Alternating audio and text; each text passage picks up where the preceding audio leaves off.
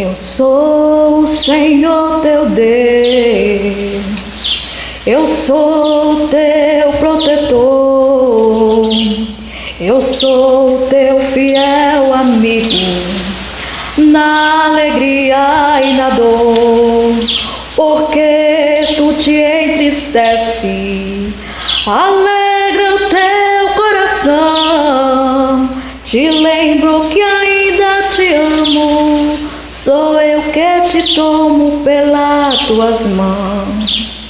Se pelo fogo passares, as chamas não te queimarão, nas profundezas dos mares, as águas não te afogarão.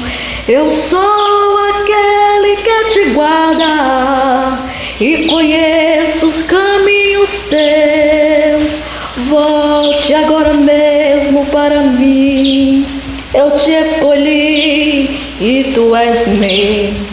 Nas horas de grandes angústias, tu chegas a dizer assim: Deus não está mais me vendo, parece é chegado o meu fim.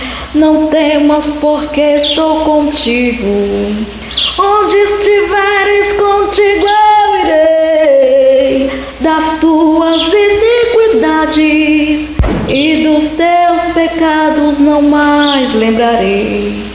Se pelo fogo passares, as chamas não